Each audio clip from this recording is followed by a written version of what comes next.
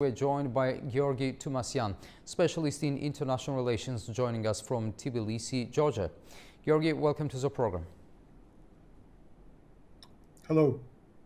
So, Mr. Tumasyan, how unprecedented is this level of government involvement in the internal affairs of the Armenian Apostolic Church?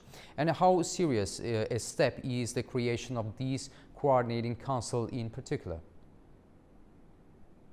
The step is very important, and we can for sure say that what's happening right now is quite rare, but I would not say that this is unprecedented in history of humanity, because what's happening right now is the process of not only changing the situation in the church, but also it's directly connected to the political influence over church. So basically, we have followed that Armenian government for the recent few years is publicly stating that the path to sovereignty of the country includes different areas of interests and influence of the state. So one of major areas here is related to the Armenian church. And as we saw many times, Armenia's prime minister, officials, civil society, media claims that there is an external influence over church. So there is a need to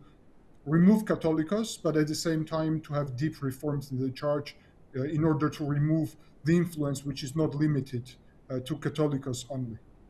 So what does this declaration tell us about Prime Minister Pashinyan's broader political strategy, and how significant are the claims made in shaping public perception and legitimizing the government's reform agenda?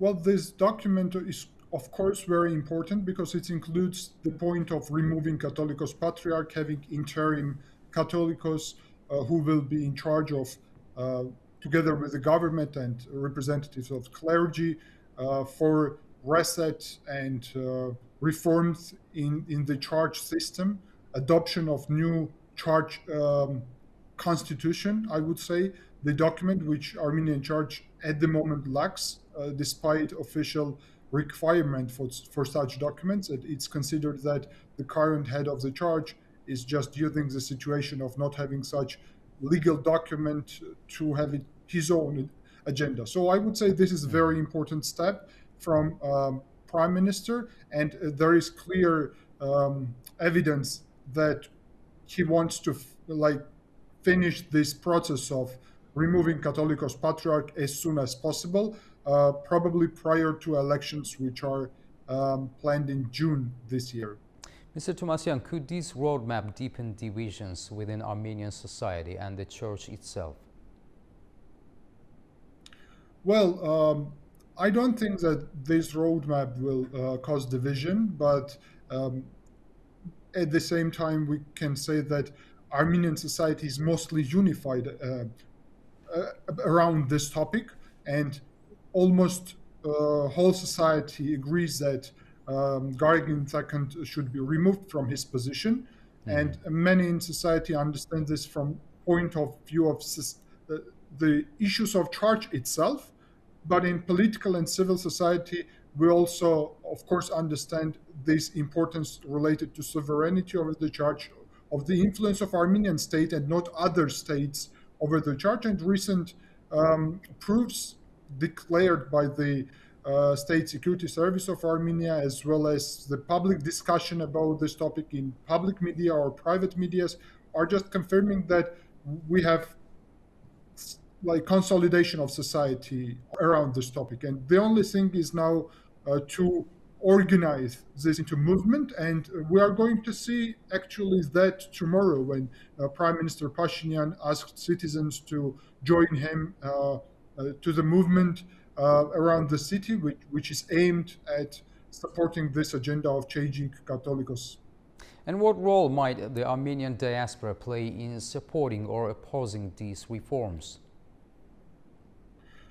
Well, we see that, of course, diaspora is quite different, and one major group in diaspora, Armenian Revolutionary Federation, which is quite organized, is of course against this agenda and is quite actively supporting Georgian second, but we in Armenian society we also discuss external influence over Armenian Revolutionary Federation itself. So we see here a process of coordinating efforts because Armenian society clearly understands that, unfortunately, with this external influence over the church, there is risks to Armenian statehood and to security, and as well as to the peace process. So, based on that, Catholicos Patriarch should not serve any other state in political terms and should be only affiliated with the Armenian state. But in rest of diaspora, there is better understanding, of course, of need to not intervene in Armenia's internal processes because, diaspora's vision is not always what's really happening in Armenia on the ground.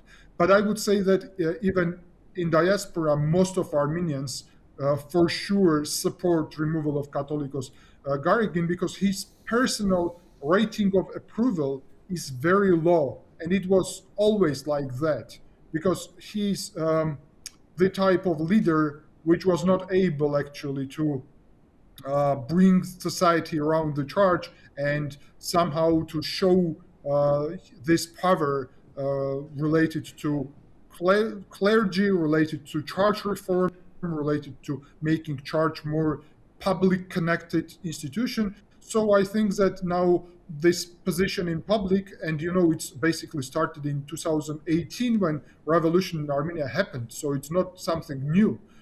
Just I would say that Prime Minister Pashinyan then was acting quite, I would say he just changed his position after recent events. At that time, his position was not to directly being involved in any charge-related topics, but recently when charge itself, Garagin Catholicos, who entered politics in Armenia and actually also entered international relations of Armenia related to Armenia-Azerbaijan, for example, relations. After that, it became inevitable for Prime Minister of Armenia and the government to start political steps in direction of the church.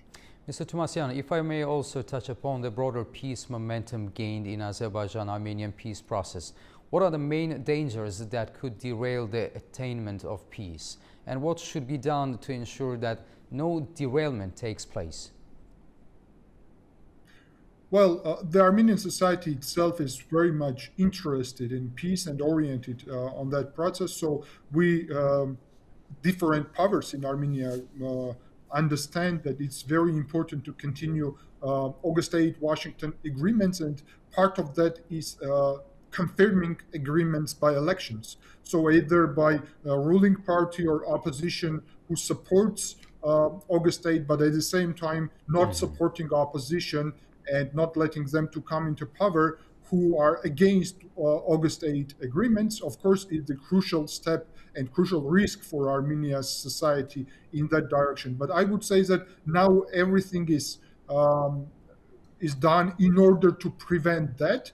And the part of that is, of course, this process of removal Garagin from that position, as well as steps in relation to some part of opposition, because the peace process is not only about like political agenda. It's basically a state interest of Armenia and I believe Azerbaijan as well. It's common interest right now. We see Armenia and Azerbaijan having common interests right now. So we see that Armenian opposition is influenced as well, like Garagin, from external powers in order to prevent this peace process and to bring Armenia back to some geopolitical games of external players. So for Armenian society, it's crucial to not let that happen. And I think we will do that during the elections in June.